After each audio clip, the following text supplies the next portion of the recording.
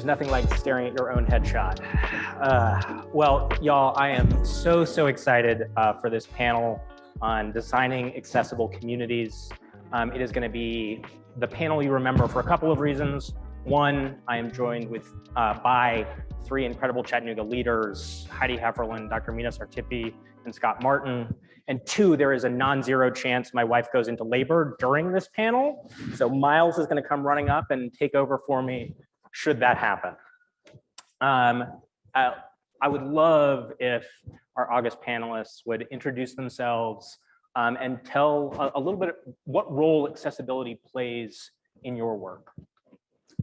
Hello, I'm Heidi Heffernan. I'm the managing principal of Heffernan Cronenberg Architects.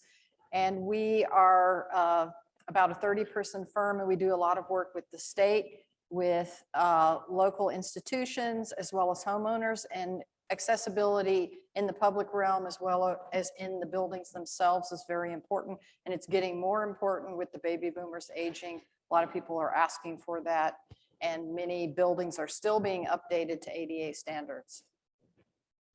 Good afternoon. I'm Mina Sartipi. I'm a faculty of computer science department at the University of Tennessee, Chattanooga. And I also direct one of our research centers, Center for Urban Informatics Progress, which we work on smart city related projects. We always say that when we work on smart city related projects, our goal is how can we improve the quality of life? And we say quality of life for everyone. How can we make our environment more accessible, healthy for all? And we really mean for all part. And we need to make sure that it is really accessible, because urban accessibility also determines really the quality of life and how everybody is being involved and included in all the activities. And I'm Scott Martin, the freshly appointed new director for Parks and Outdoors here in Chattanooga. Delighted to be here with you. And if we drill down to our work in terms of parks, in my industry, we go back to a guy named Frederick Law Olmsted, who gave us Central Park in New York and many other sites you know. And if you drill back to Olmsted's work, his whole mission was accessibility. If you're bored after this, or we're boring, you can Google it.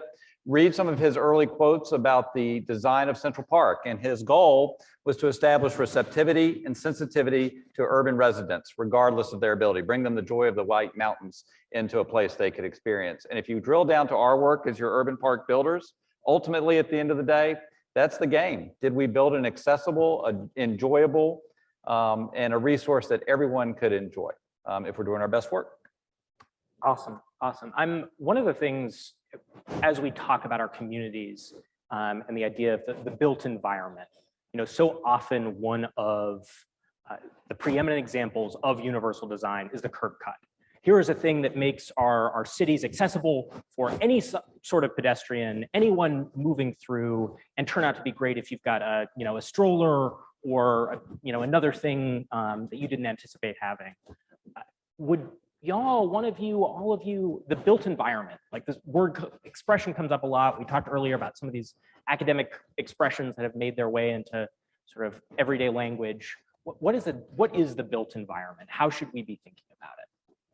Well, I'll start, if that's okay. The built environment is everything that you occupy, whether it's outdoor or indoor, and all those spaces that connect it. So ideally, for an accessible environment to everyone, you want any person of any ability to be able to maneuver and to comprehend and communicate. So that's my interpretation. I think Heidi said it perfectly. I'll riff just a tick. I find cities to be the most fascinating environment we humans inhabit, because it's the one place that we have a lever, we have a dial. We control literally everything in the city construct. And the Grand Canyon is going to be the Grand Canyon. But whether or not our city is beautiful, accessible, fun, gorgeous, that's up to us. And it's the juxtaposition of the two that I think we would all know. I'm going to use a New York example again, but the reason I think the High Line excites so many people is our ability to bring humanity and to bring wildness and to bring the receptivity, if I may be so bold, of the human heart into that urban construct. And that's what excites me, but you expect it, I'm the park guy, where the green and the built come together, some really cool stuff can happen. Scott, you've started to answer this. Mayor Kelly has a vision that every resident of our city lives within 10 minutes of a park of green space. Why is that so important? Well, if COVID didn't, so we lost everything in COVID, right? I mean, we lost libraries, churches, bars, restaurants, concerts, bookstores. I mean, we lost it all except parks. And unless you were completely asleep for the last 3 years, I think everyone woke up and realized these green spaces matter. And the ability to get to them matters. If I have to depend on mass transit or not, is really an eye-opening experience. So the drill down for us in Chattanooga, and the reason I'm here and drawn here and so passionate to be here, is we live in an extraordinary setting. I hope there's no one here from fine cities of Toledo and Topeka, but that ain't us.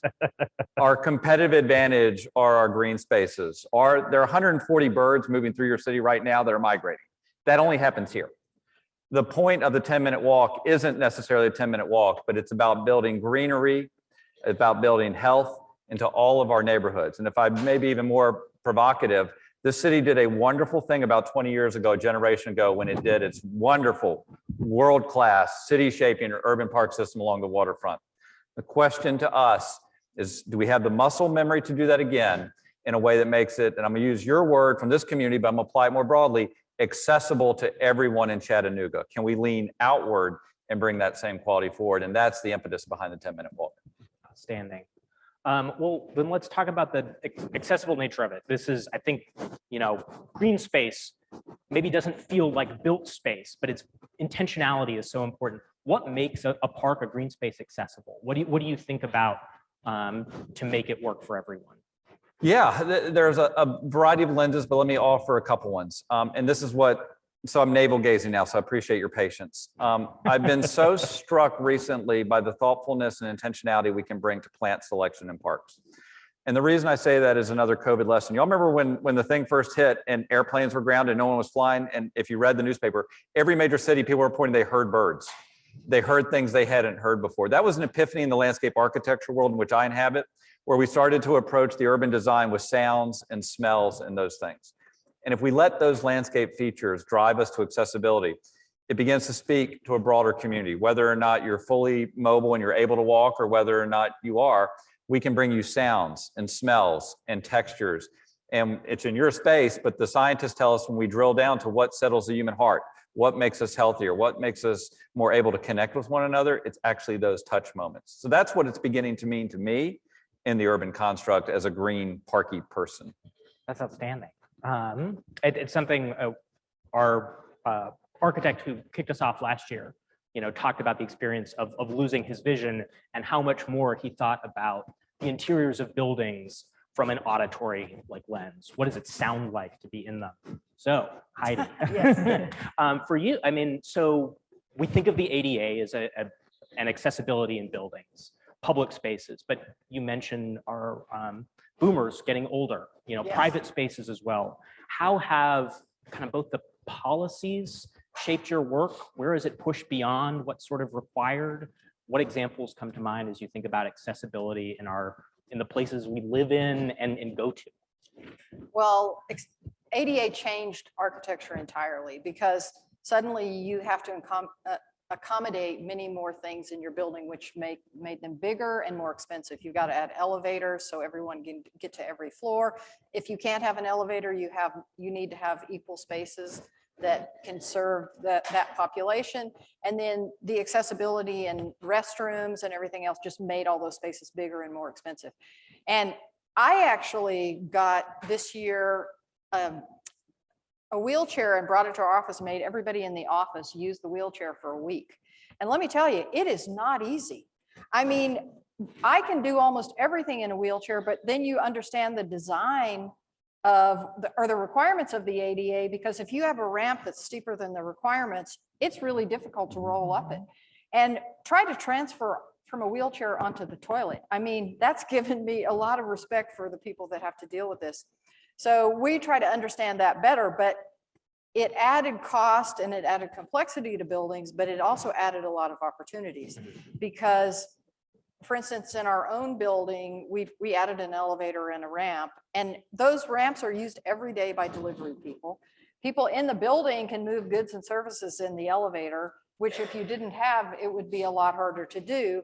And then one of my favorite examples is the Hunter Museum. We just finished a project there that I don't know if you've been out there recently, but we made the river terrace roof accessible. And we have a ramp, which at the same time of providing accessibility, provides the ability to get the food and beverages up there in an easy way. And it also created a new user experience for the museum Yeah. because you have opportunities for sculpture. We planted a lot of aromatic plants. The landscape architect did, Matt Whitaker.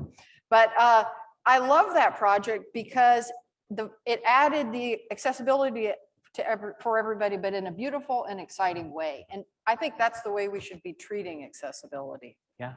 And I think this gets this point. If you live in Chattanooga, but can't experience the thing that makes Chattanooga special, those views, our environment, may as well be Topeka. Dr. Sertipi, your team looks at mobility in lots of different ways, from how we move as pedestrians or through cities, through public transportation, safety. Tell us a little bit about the work that you're doing and its relationship to accessibility in Chattanooga. So whenever we talk about smart cities, everybody thinks that we're talking about sensors, about talking about data and the next artificial intelligence algorithm, and that's about it. But I mean, those are components of it. Those are important things that we need. That's how we get some of our data and such. And if I talk academically for a second, it's not really a simplifying this to an optimization algorithm that, okay, so we are trying to optimize something, the safety, the traffic flow, the traffic controllers, how to cross the street and such. And now let's just add another objective there, which would be accessibility, which is really not true. All of these things have to come to place from very beginning intentionally. How are we using this technology to understand where are the shortcomings? That's a very important part. And then how can we use the technology and the data and the machine learning algorithms and such to help that? One example is actually that we met with signal centers about a year ago or so was, how is the timing of the pedestrian light for those that need more time? If it's an elderly that needs more time, if it's a person on wheelchair or is a parent that is pushing the stroller, do they have enough time to cross safely and feel safe about it? That versus, starts blinking before they even got halfway through. And so these are the things that we are actually working on those projects. There are several intersections, and similar to Heidi's team, we actually got several wheelchairs, and 2 days, my whole team, we were on MLK, which is our test bed, MLK Boulevard, and we were just on wheelchairs and observing these things. And let me tell you, there were intersections that you would be Terrified, right? Yes, Yeah, absolutely, because it's just not enough time, and the cars, like we as drivers sometimes are not the nicest people out there. So I think, so yeah, we observed quite a bit, and now we are working with the city to see that what are the things we can do, what are the things we have learned, and what can be the next step. Awesome. Well, I think, and this is a theme that has, for obvious reasons, come up a few times today, thinking about the pandemic, the ways in which, and our work at the Enterprise Center focuses so much on digital equity, on access to broadband infrastructure and digital infrastructure.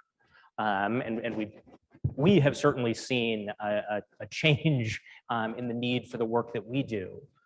What are the ways that the pandemic, that technology, things like Alexa, et cetera, may have changed your work, the built environment, our experiences of the built environment, and particularly, regarding accessibility?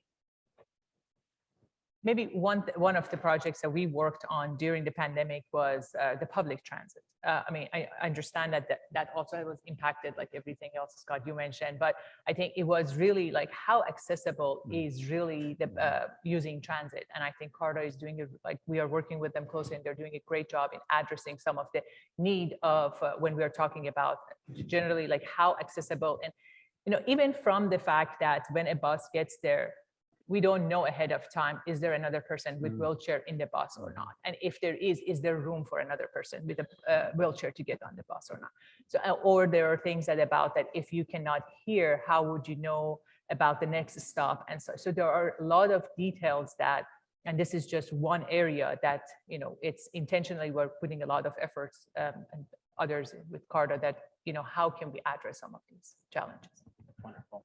from our point of view, I mean, everybody in our office started working on Teams or on Zoom, and we worked from home, and then we started coming back. But that we've transitioned, much like I think many companies and the city, that now we allow people the ability to work from home or from the office if you've had surgery or you're not well. But I think it opens that up to people with disabilities to be able to work in a situation where they're comfortable. I think Deb was talking about that. Yeah. Please consider those candidates for jobs, because the pandemic did wonderful things. In addition to giving people people had to rethink the way we work and how we work, which is healthier. And one of the things you were saying, drill down, the thing I love about the pandemic, now almost every restaurant you go to, you can sit outside. Yeah. Which we didn't have outdoor dining. I mean, Europe had that forever, and we'd all go on vacation and say, why don't we have that in the United States? Now we do. That's a positive. And most of the places are accessible to everyone. So I think the pandemic did a lot of good things, and we don't know the full implications yet, but it changed the way we use technology in our profession in a good way.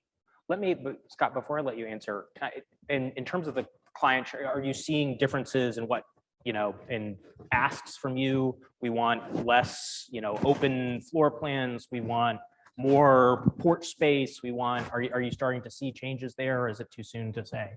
Oh, there's definitely changes. In the beginning, everybody said, oh, all the think tanks and the data people spit out, these white papers, everybody's going to come back, nothing's going to change. That is not true. No.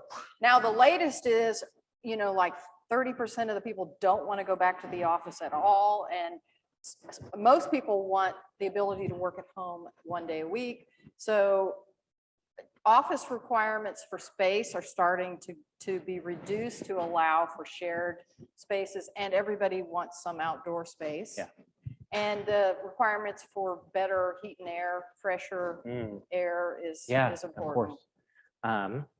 Technology and our outdoors, our parks. Sorry. No, you're good. I mean, I wanted an answer to that question. No, you're great, because we had I think if you poll our community globally, and I want to say globally, because there's a universal reaction happening on design in the park space. It's on an urban-rural split is where we see it.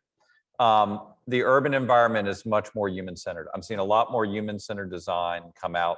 I'm seeing a lot of things like, I'll give you an example, a very tactical example real quick. In my industry, if y'all been to a playground, generally we'll do those benches where you sit around them and you put 8 people around them. And there's always one missing. That's our accessible gap that we leave in for wheelchairs. You're seeing that in our industry become the standard, not only for wheelchair accessibility, but the lesson learned was that becomes stroller accessibility. And we're starting to see multiple uses for human-centered design. And I'm really excited. I'm gonna prop up a local company. Playcore is doing some work now on playgrounds that are fully accessible. That's dynamite. That is beyond just meet ADA and code, which was first iteration. That's now fun, beautiful, and enjoyable and stands up. And I think that'll be the next leap forward for us, is where the idea of accessibility fades, because our design cues now have blended it into the architecture so well, it's undetectable, not legible, but opens up things we want everyone to be able to experience.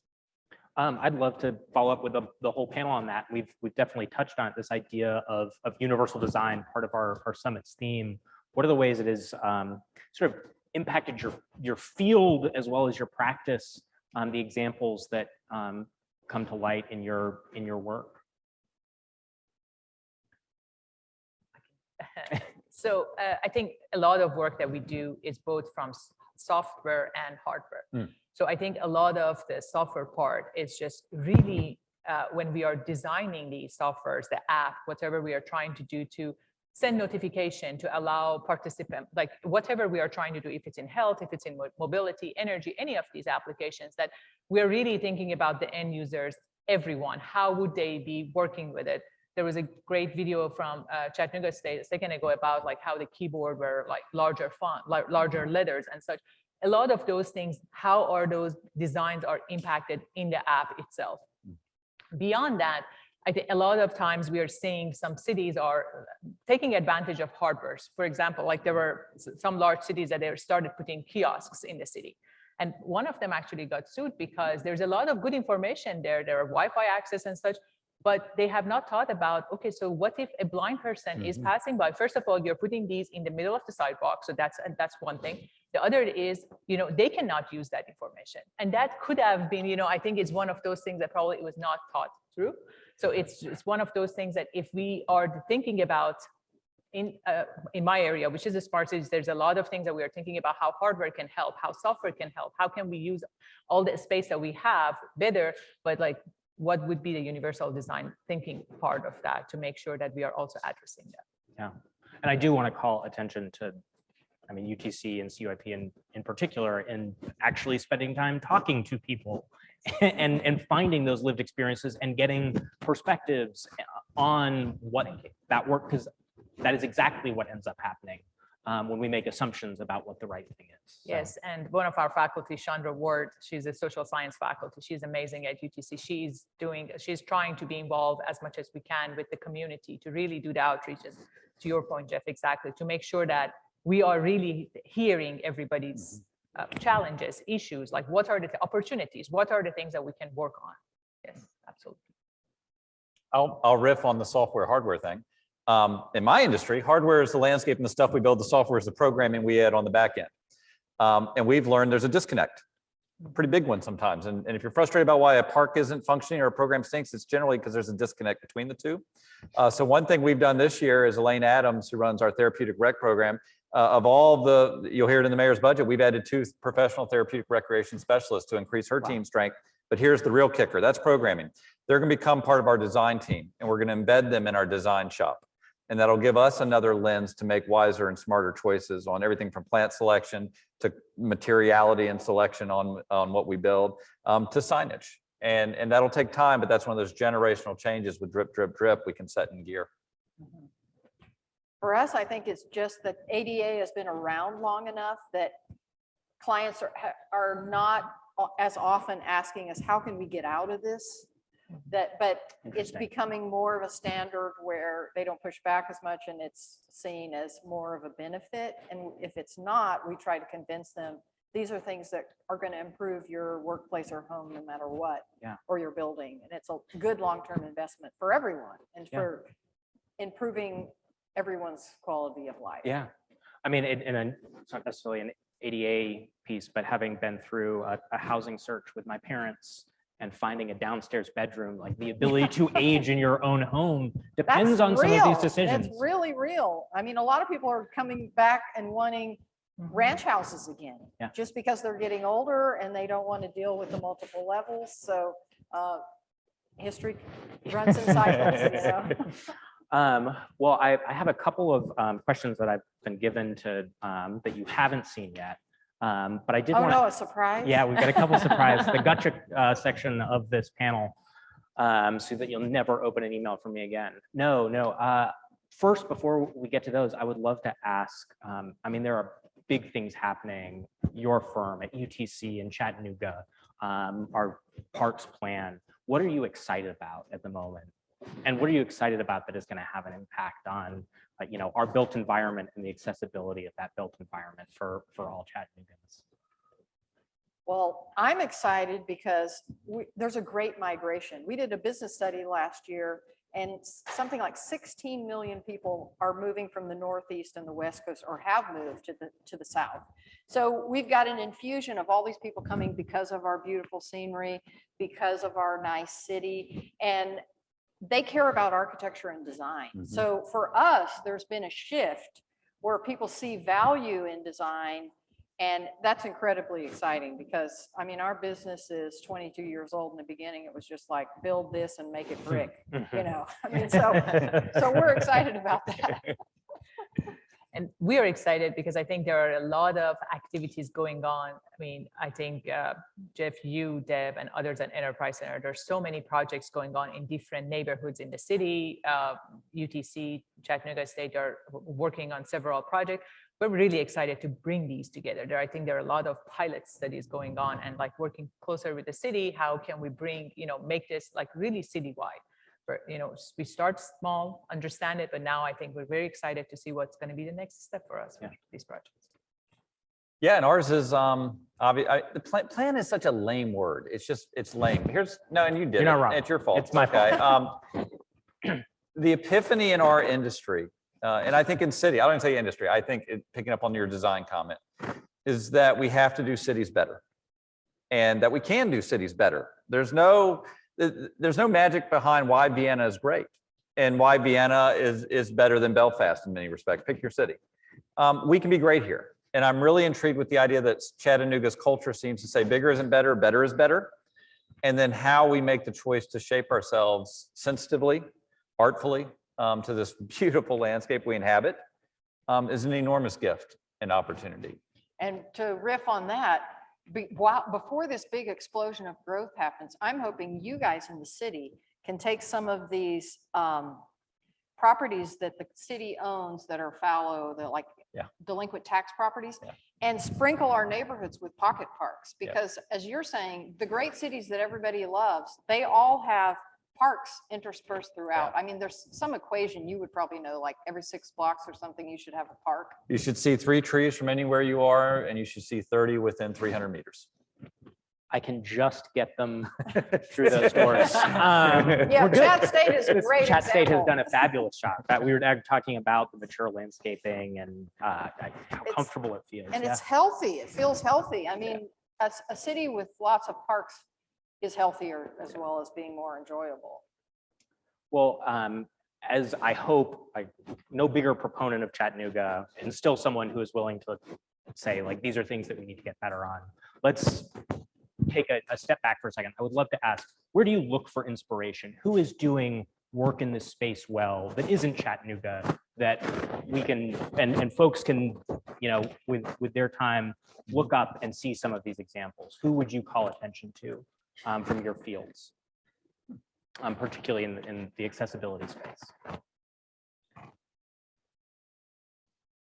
It's not in Chattanooga, right? Not Chattanooga. We already know Chattanooga. We've got folks attending from all over the place. I think for us, when we talk about smart cities, we would probably end up somewhere in Europe. They are doing a better job. I think they're more advanced in terms of the technology and the deployment, and also the accessibility piece of it, because I think they're more used to not using only streets for cars. So I think some of those, we actually do work with some of the other universities in Europe for these projects. Yeah, Europe is probably my inspiration as well. I mean, there are so many good architects right now, and the West Coast has good architecture, but Europe always inspires me because the density, and they don't give up public space to cars. They find spaces for cars and they insert the accessibility in without giving up the quality of public space. And in our country, too often we tend to make a giant parking lot because zoning says you have to have 4 cars per 1,000. We put a few trees around the end, create a heat island, and then have to walk, you know, to the next building, and it's boring to walk, so nobody wants to walk. So that's the challenge. We are just doing the buildings. We don't have control over the zoning and the public environment, but we're always pushing to let's get the public realm to deal with parking in smart ways so our cities can be denser and better connected for everyone. Yeah. I'll give you a couple. Stateside, and there's some bias here. I think what's happening in Boise, Idaho is worth following. I think that's a city that is building itself out now with the intentionality of not becoming Phoenix or Denver. I think it's an open-ended question if they can do it successfully based on that. Globally, the bar is for me is always Adelaide. Adelaide is a city that was built with a park plan first, and then the city was built around it, and how they've drilled accessibility and livability across all of that city is an extraordinary achievement. And you don't have to go to a Tokyo, you don't have to go to Singapore, those big global cities. Sometimes you can look for those Chattanooga-like cities that they're doing some really interesting stuff. That's awesome. Heidi, something that you mentioned, one of our previous panelists, Caitlin, talked about, had opportunity to work at Blue Cross, shuttle downtown, able to find an apartment near the shuttle.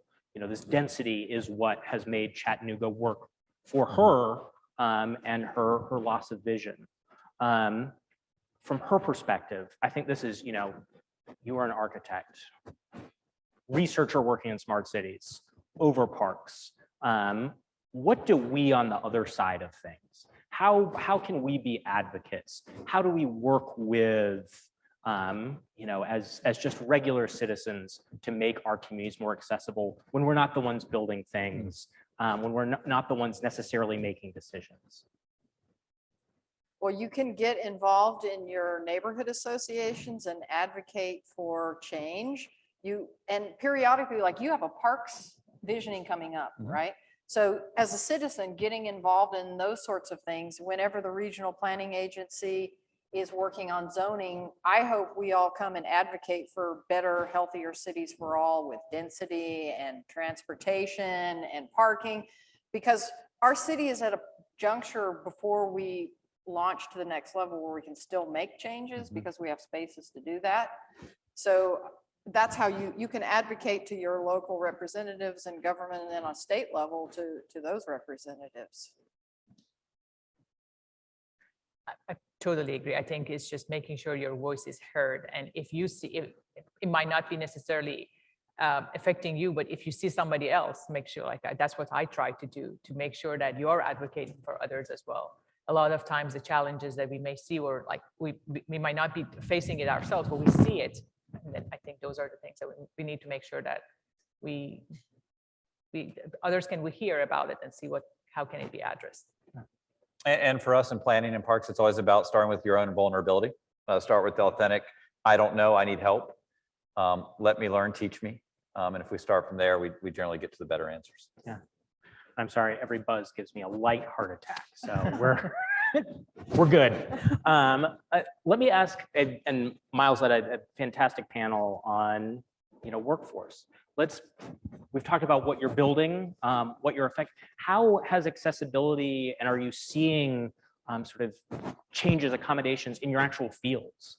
You talked about the ways that you're thinking about design teams, Scott. Again, I call attention to our speaker last year and bringing his blindness to being a practicing architect. Are there ways that your fields are becoming more accessible for folks entering the workforce who are interested in being more involved in truly designing communities? I'll just say on the parks field, I want to believe so. But I want to check ourselves, because there's most design rooms I go into are full of people that look like me and read the Atlantic and drink IPAs. So we have a lot of work to do in front of us. I think if you want to know who's leading the globe, it's New Zealand. In New Zealand, from the design down, not only do you have to have Maori representation as a design member, but a voice for an accessible community, a disadvantaged community has to be a part of that. And that discipline has been built into their structures for the design of all their public spaces. And I think there's a lot to learn from them. And I hope that's where I see the North American industry moving. So I'm saying, as someone with a New Zealand passport, I'll say, collect your fee later. Y'all. I think basically our workforce, mainly we are focusing on our students. And you heard from Michelle, the panel before, and you're going to hear from Stacy, the panel coming. I think there's a lot of effort is being put from UTC in terms of making sure from the accessibility, from inclusion, from diversity, all of that in terms of the students, the faculty, and the staff, that it won't be just a room of people just like me. So there's a lot of intentional work and efforts are being put in that. Well, our profession has a long way to go. I mean, from when I came into the profession 30, I won't say how many years ago, because then you'll all know how old I am. But You started at what, 15? yeah. But it was like 99% male, white. And I worked with one African-American architect in my whole career before starting my own company. So and there were very few women. I think in an office of 100, there were 3 of us. So that has changed. There's many more women and there's more diversity, but in terms of accessibility there, we don't see that much. And it may be because it used to be you needed to draw on a drafting table. So you needed a lot of mobility. And when I started out, you had to stand or sit on a stool. Well, the computer's changed all that. So now is, if you can operate a mouse or even voice control, I guess, you could be an architect. And I don't know why there aren't more people. The American Institute of Architects advocates for diversity and those sorts of things. So with the new technology, people of many different abilities could be an architect. So I hope that opens it up more. Wonderful. Well, we have just about 90 seconds left. So thank you all. I truly can't believe all of you opened the email inviting you from me. Sitting here learning from y'all has been a privilege. One final question. I mean, what your prediction, biggest change coming? What should we be looking for in this, your space and accessibility, your space in general? What is we regulars should we be looking and excited about? I'll do what we should be terrified about. How about something positive? I think as we think through the impact of climate change across the board and what that means for not only accessibility, but our people on society's edges. I think how we grapple with that with intentionality is going to impact the real lives of a lot of real people. And the consequences for us failing or succeeding on these fronts are really going to matter and manifest themselves. And I think for us, we all know how more people are going to be moving to cities, urban environments. So there's going to be a lot of challenges, and we just really need to be ahead of the curve. Many cities didn't, and I hope that like other cities are not going to be. There would be more like a Boise, so to catch up before it gets too late. I believe that buildings are going to get smarter and more natural materials, and they're going to be able to open and close, not use as much energy, and have more fresh air. Because I mean, we've all learned that in the last year. We knew that anyway, but it's just healthier and feels better. And it's my dream is eventually some buildings will generate their own power and give back, just like a plant turns to face the sun and collects water. So we have a long way to go, but I think architecture is going to go there eventually. And when I went to the Biennale last year in Venice, like half of the exhibits were about sustainability and how buildings can be more nature-based. Outstanding. And thank you for making sure we didn't end on a completely dark note. Scott, Mina, Heidi, thank you. And thank you all. A round of applause for, these brilliant people. Thank you. Well, thank you for inviting us. Yes, thanks, Geoff. It's an important topic.